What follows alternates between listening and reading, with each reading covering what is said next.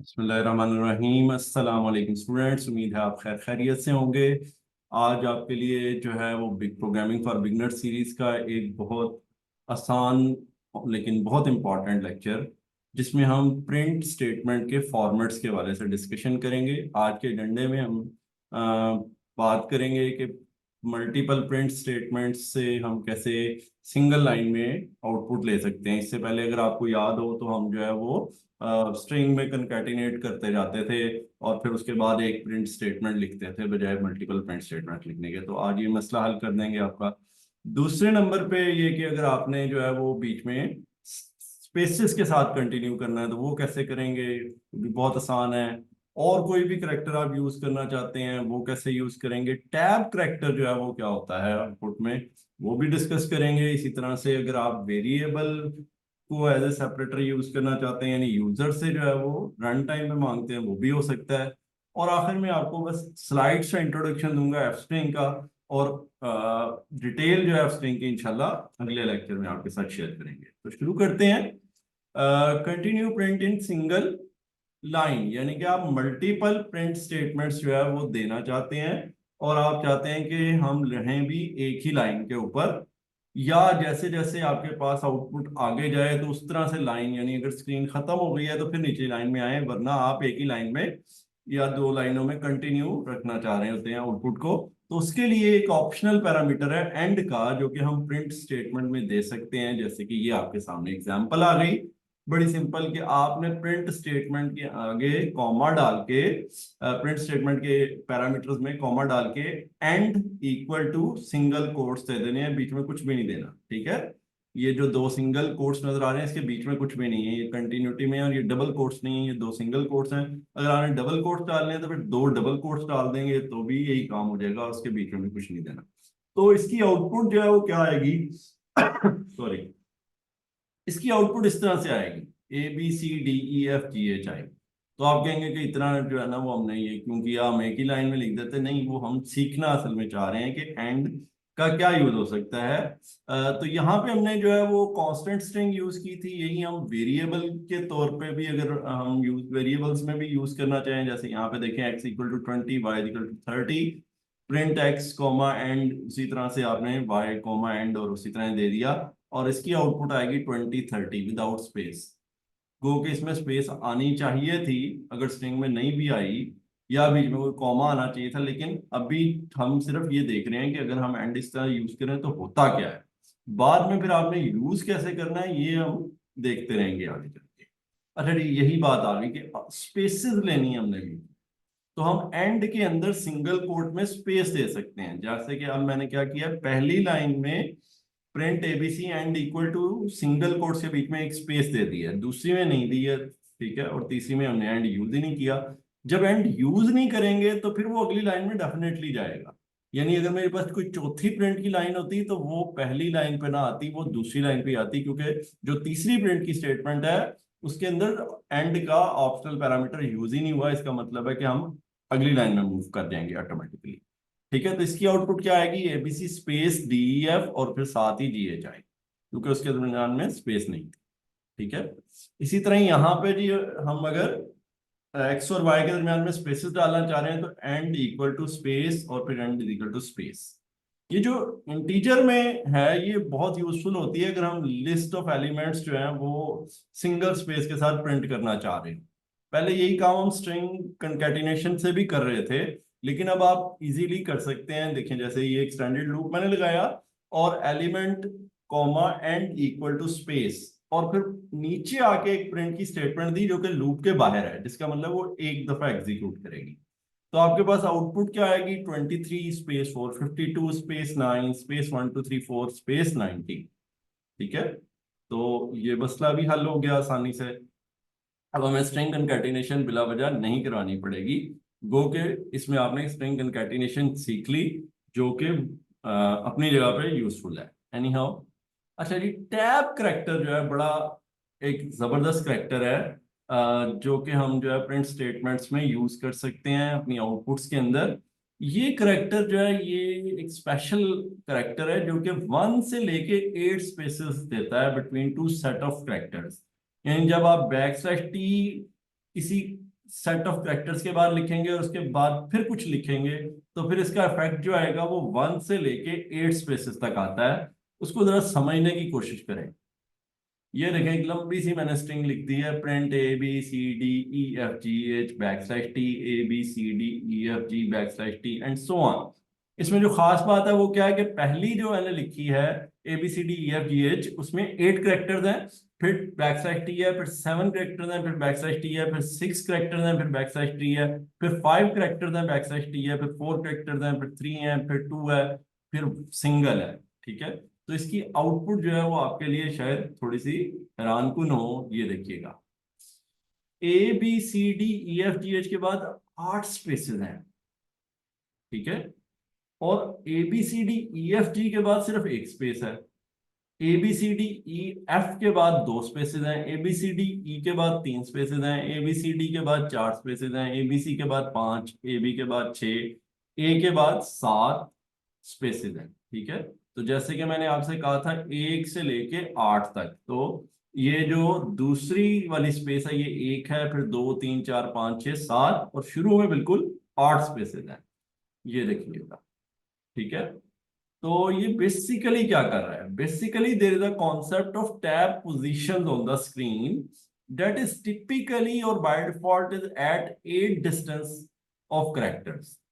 यानी कि आपके पास जो है हर 8 कैरेक्टर्स के बाद टैब पोजीशन है। तो अगर आप वो टैब जो है यूज करते हैं 8 कैरेक्टर्स के बाद, तो वो अगले 8 कैरेक्टर्स पे मूव कर जाता है। अगर वो आप 7 के बाद मूव करते हैं तो वो फिर सिर्फ एक कैरेक्टर आगे मूव करके अगले 8वें करेक्टर पे चला जाता है। अगर आप 6 करेक्टर्स के बाद \T करते हैं तो वो 2 करेक्टर आगे जाता है। अगर आप 5 के बाद यूज करते हैं तो वो 3 करेक्टर आगे जाता है।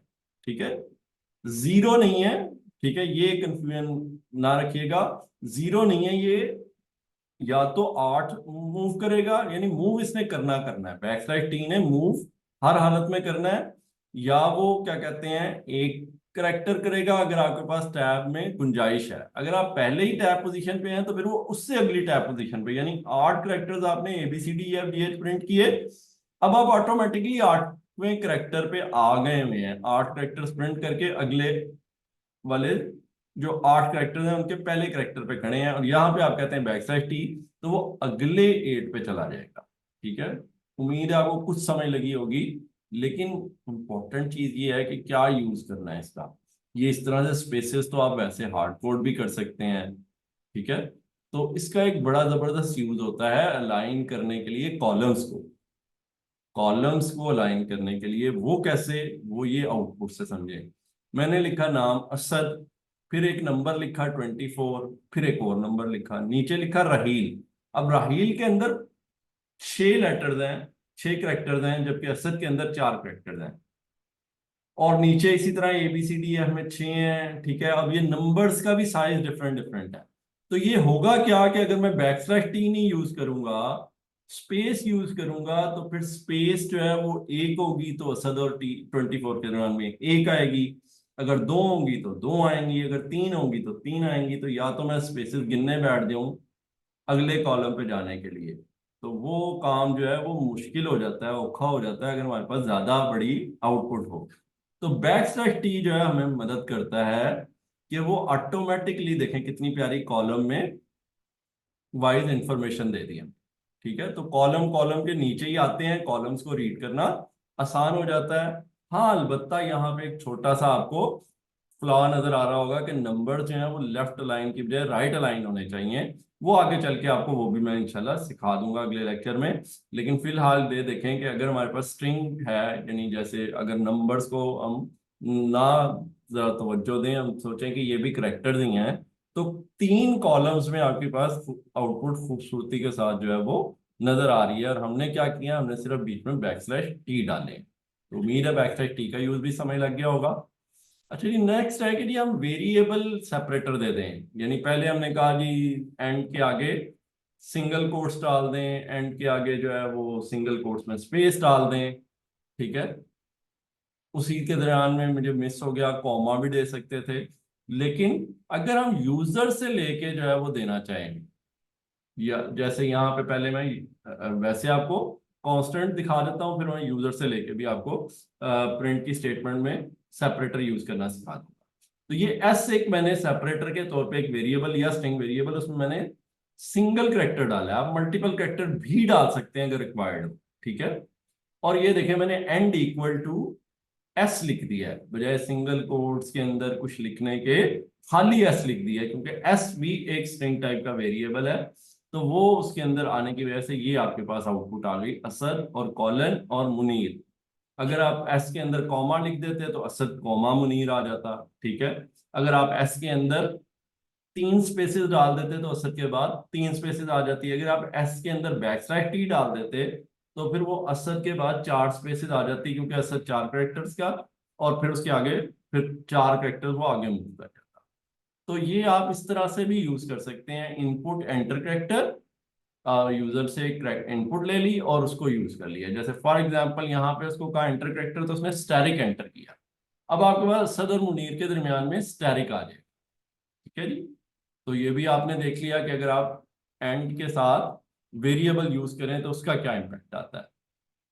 लास्टली मैंने आपसे कहा था मैं एफ स्ट्रिंग का आपको थोड़ा सा इंट्रोडक्शन दे दूंगा, और फिर हम जो है वो अगले लेक्चर में एफ स्ट्रिंग के बारे में डिटेल से पढ़ेंगे।